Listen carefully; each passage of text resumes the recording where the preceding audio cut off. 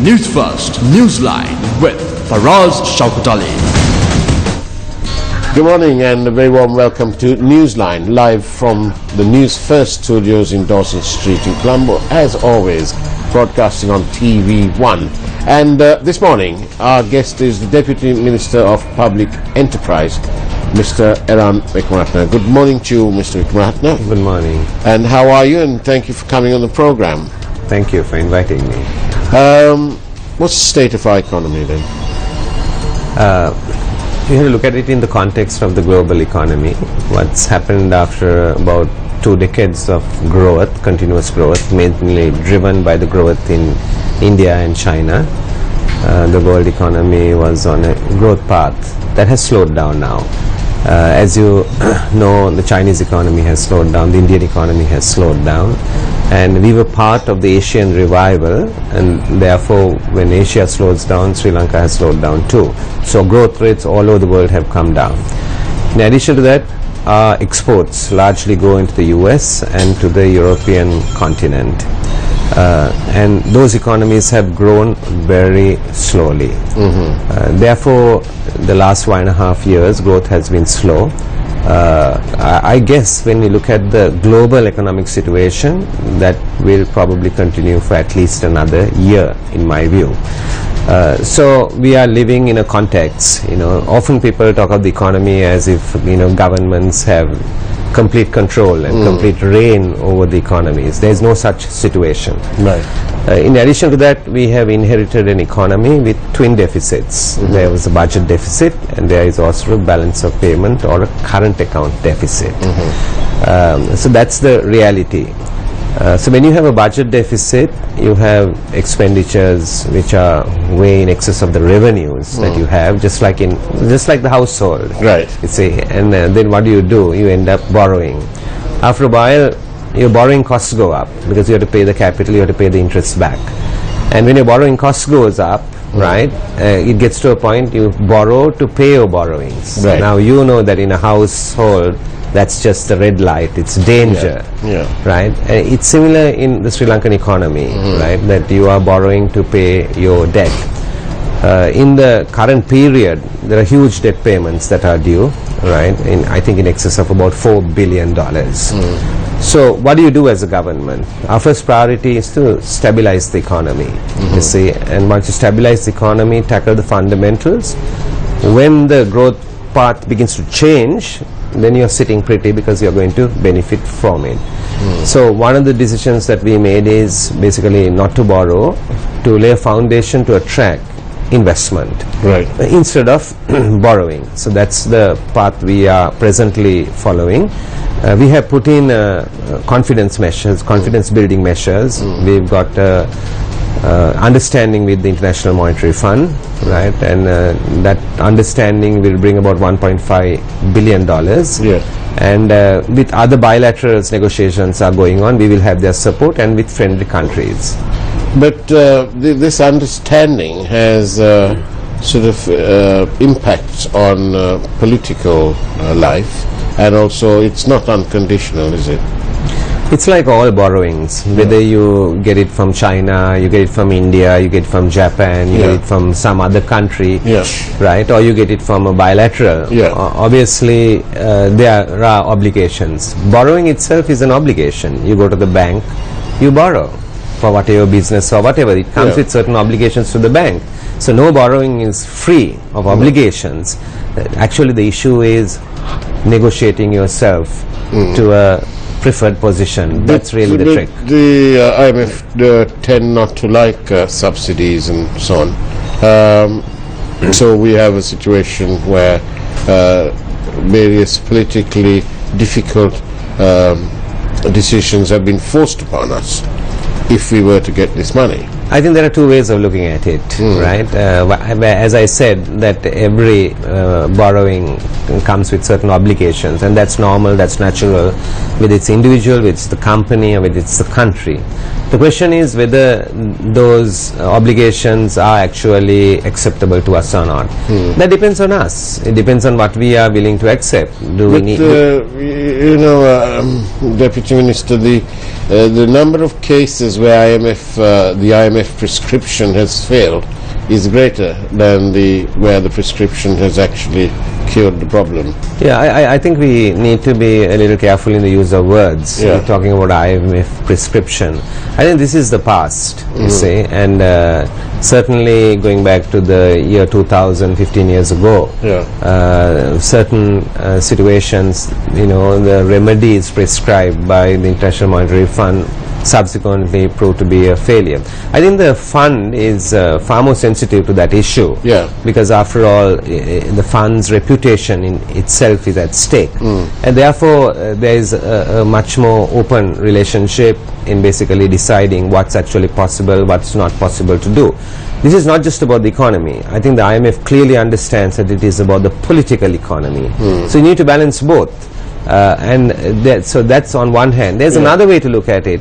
The other way to look at it is that, when you are not disciplined yourself, sometimes the bank walks in to put the discipline. So you go and borrow from a bank on a mortgage to buy a house. Whether you like it or not, that mortgage payment is going to be taken every month by the bank. It puts some discipline into your lives. Similarly, into the life of a country, into the life of an economy, it also puts a sense of discipline. So there are many different ways to look at arrangements like this. Deputy Minister, now this government came in on a sort of bandwagon of good governance, and in comparison to corruption, nepotism, family bandyism, and all sorts of jolly things. And obviously the people had reached their limit and bought the pitch that your party pitched to the public. Now, isn't part of that also putting the right people in the job, the people who can actually do the job, as opposed to family bandyism, family power, nepotism, and all that business which we were familiar with in the previous law? So how does that fare in this government? I must say this up front. I know that there is a lot of criticism of our government, right? And the word Yahapalane is often used and thrown around, sometimes to show the failings or the shortcomings of our government. But I might say right up front that there is no comparison between the present government and the government it replaced on the 8th of January 2015. I think we have to be absolutely clear about that. There's absolutely no difference. There's absolutely a huge difference, if I might say. And there's no really comparison between the two. The very fact that you are able to question a minister, this is a favorite answer, that the media has been given freedom. So I put it to you a different way. In the last government, the media was suppressed, and yes, there were people who were frightened, and they were even subject of attack. Yes. I myself have been, and so has this network. Now this government, it appears to me that we are allowed to say and shout and do anything we want, but the government continues to do precisely what they want to, and they take a little bit of notice. For example, you said, I saw it in one of the papers, you complained that the previous board of Sri Lankan Airlines had no aviation expertise. That's true. That's true. But this board is led by somebody who knows how to sell coffee. Someone described that person as a tailor, perhaps because he's got garment factories. But what I'm trying to say is it's almost the same thing. How many people are like this? I beg to differ with you. I think we must remember this. Governments are elected to govern, and that is our responsibility. Our responsibility is to govern. Certainly, Yeah. right, the media is there, and the media is there to show us our shortcomings. We need to be sensitive to public opinion in the process of governing, and we need to take on board what is being said. But we have to make some decisions. Governments are there for making decisions, and decisions on governance issues. Specifically, to come to the point that you basically asked on the Sri Lankan Airlines Yeah. board, I would certainly concede that, generally speaking, that the appointments that we have made, not just to Sri Lankan Airlines, but generally, are all not satisfactory. And the reason I would say that is this: what we really need is a shift, right, in the way the appointments are made. What has happened for 50 or 60 years, right, presently, what has happened is that ministries are there, ministers are appointed, and there are institutions allocated to those ministries, and then the ministers appoint people into those allocated subjects Why and to can't they just be institutions. sort of non-executive? Yes, so that's the way it has happened over a long period of time, right? Now that continues even under the present government, in that there has been no systemic change. But I dare say, and I would challenge you on this, even institution by institution, we certainly have made better appointments. And I will come to Sri Lankan Airlines because you specifically asked me that. It just struck me. Yeah, I read that. Yeah, I will specifically answer that. My criticism on the former Sri Lankan Airlines was that neither the chairman nor the CEO of Sri Lankan Airlines had any exposure to airlines. And my defense of the present lot was, right, that the chairman is not an aviation person, but the CEO certainly is an aviation person. Absolutely. And in addition to that, right, Sri Lankan Airlines has more recently got people in two critical jobs, that is on the commercial side and on the technical side. People who have aviation experience and years of aviation experience. There is a huge sea change between what we have now and what was there in the past. So if you were asking me, have you got the best people, would you need more expertise in this, I would accept the criticism and I would say we could do even better. You could. But isn't it time to stop comparing and to get on and do the job? But before you answer, we've got to take a short break because that's what they're telling me to do. So do stay tuned to Newsline. We'll be right back after this short break. Welcome back. Good morning. And joining us this morning is Mr. Eran Wickramaratne, the Deputy Minister of Public Enterprise. Now then, public enterprise. Are you going to sell the family silver, or are you going to amalgamate it all to one big sort of Temasek model? What's the plan? Yeah. As you know, public enterprises is a big part of the Sri Lankan economy. Particularly under the former regime, their economic policy was driven by the state. The state had to occupy the commanding heights of the economy. As a result, the government sector has grown, and there are nearly 1 million employees in the government sector. That's leaving the police and the armed forces out of it. In addition to that, number of state enterprises from 2009 to 2014 have grown by more than 100 new state enterprises. Most of these state enterprises are loss-making, and the losses are colossal losses. Now, the issue that we have to ask ourselves is, actually, is this in the public interest? So it's called state enterprises. Ultimately, the public, when you go to the supermarket, when you go to the shop, you buy something, you are paying for the losses of those state enterprises. Every time we fly on an airline or we do something like that, if the airline is not profitable, somebody is paying for that. It's coming from the public. So the question is, can we eliminate the losses in state enterprises, right, and make them profitable? That's the task that has been given. Hundreds of state enterprises have been allocated to our ministry, and we have begun on that journey. One of the things that we are presently putting in is there's a number of studies going on in the different sectors and industries or what can be done, and the thing we are looking at it is how do you actually create independence for those who are managing state enterprises from political interference. That's one of the things that we want to establish. The second principle we want to establish is, even if it's a state enterprise, the state enterprise must compete, because if they don't compete, right, they will never produce a quality service or good at a competitive price for the public. And the third thing that we want to ensure that actually happens in the state enterprises is, right, that if the government has a non-commercial objective, a social objective, a political objective, and there's a cost to it, that cost doesn't come from the state enterprise, but that comes directly from the budget of the country. So everybody knows there's a subsidy for this service or product that's coming from the budget.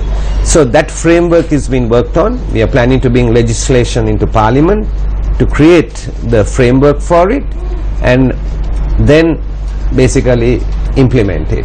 So there are tough political decisions ahead, right, and it will depend on the political will as whether we are going to go in that direction. Now, I've listened to you, and I'm wondering here as to at what point Eran Wickramaratne, the man with an identity, the man who has got this vast commercial expertise and so on, at what point are you at risk of losing this identity because you have to speak for the government?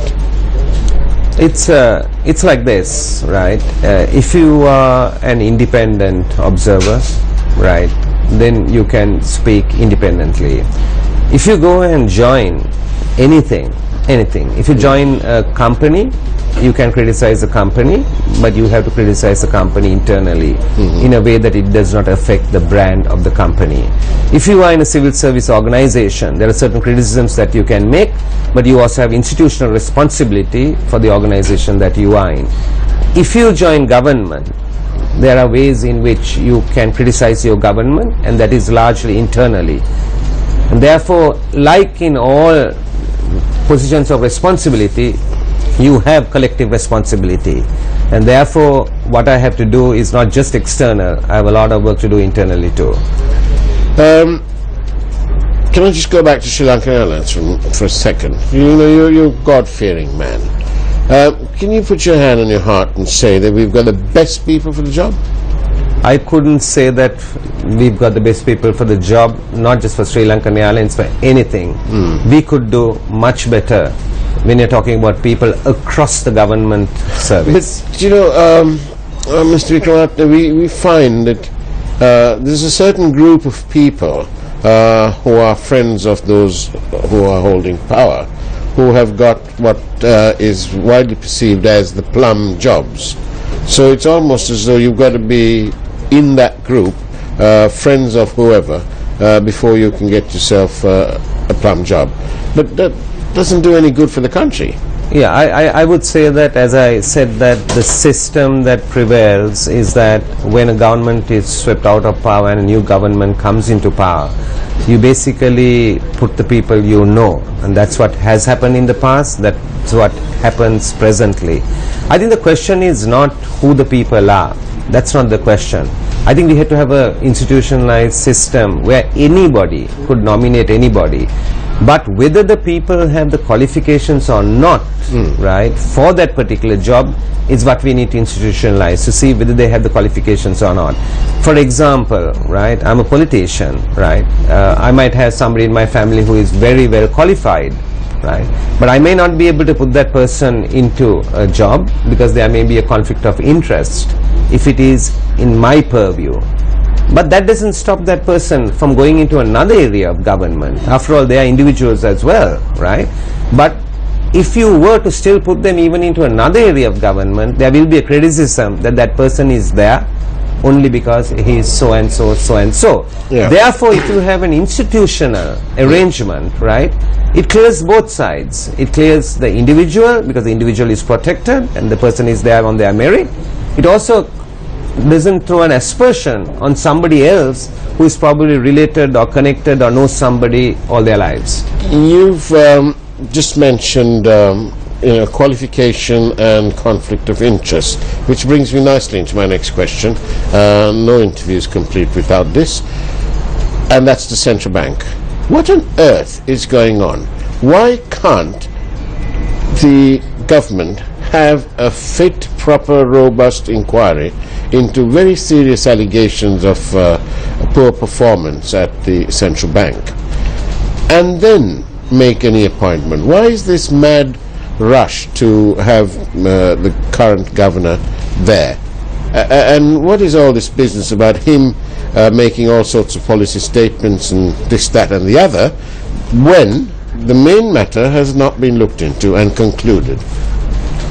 Yeah, so I think the question about governors making policy statements is not a new question. Governors have made policy statements in the past, and it certainly raises an issue of the independence of the central bank from the government. It does raise that issue. In fact, there is a debate within our government presently as to whether we should strengthen that independence. And one way that we are thinking of strengthening that independence is by looking at whether we should remove regulation from the responsibility of central bank and create a separate regulatory authority. You referred specifically to the issue of the reappointment of the present governor. Now, I think the issue of the reappointment of the present governor certainly is a matter for the president, because the president will make the appointment on the advice. In the constitution it says on the advice of the finance minister that he will be making it.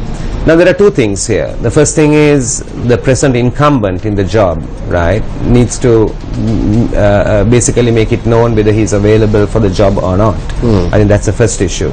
The second issue is the president deciding based on the person's performance whether the president says that it warrants his reappointment.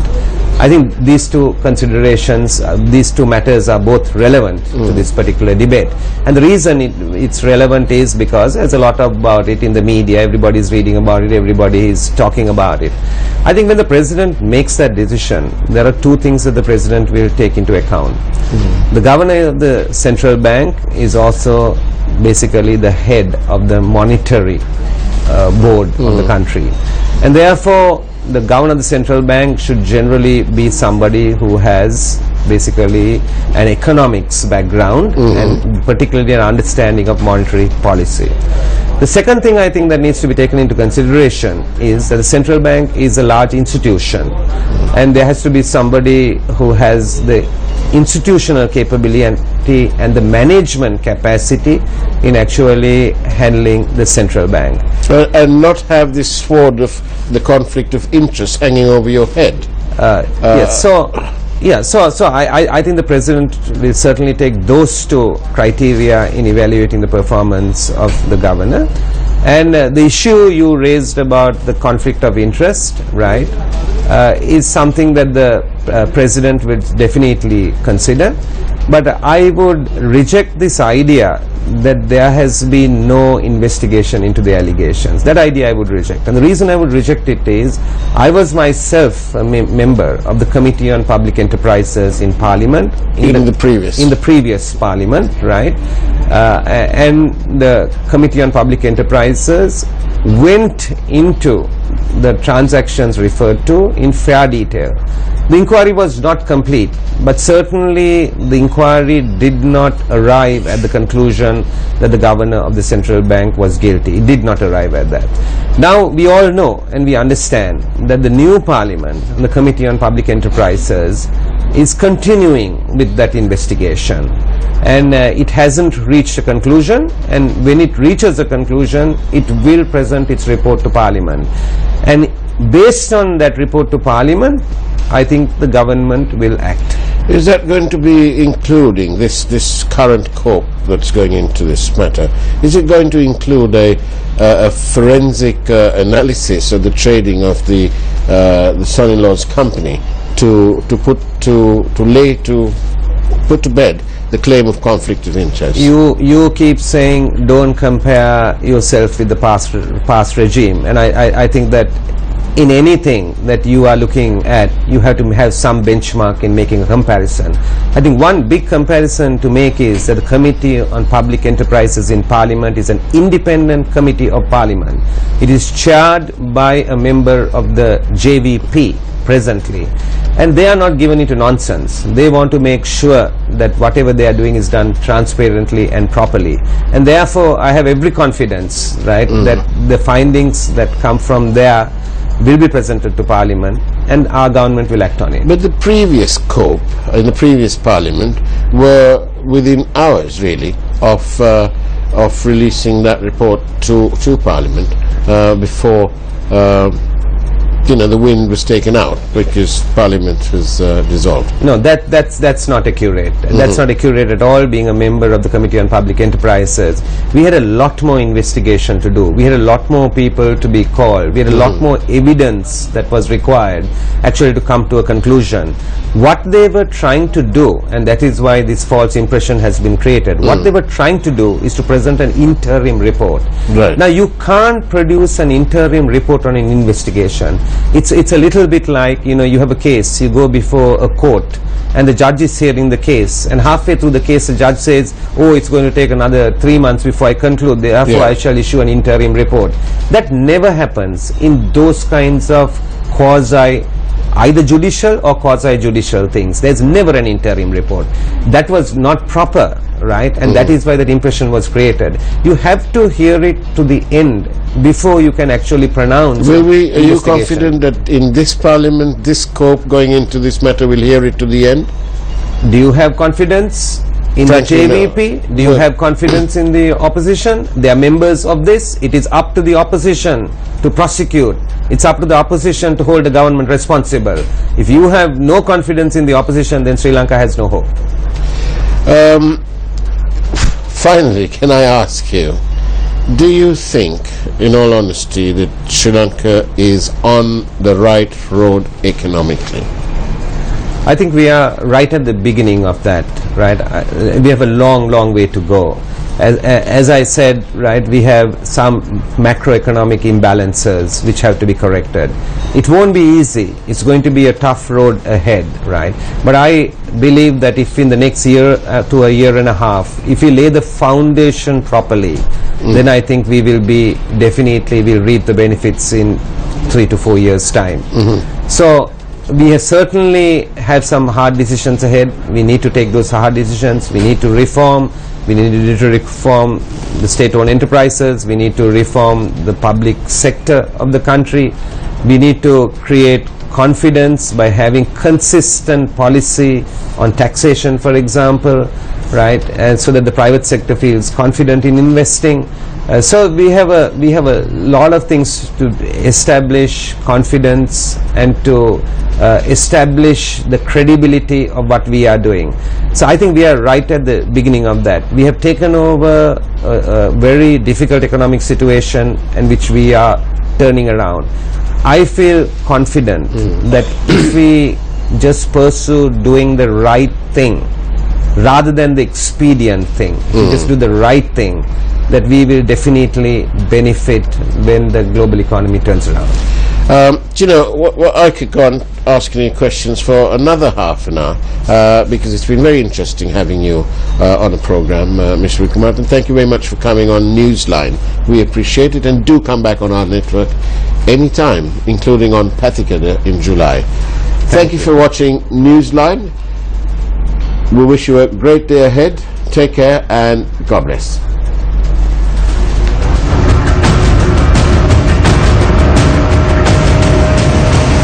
Newsfirst Newsline with Faraz Shaukat Ali.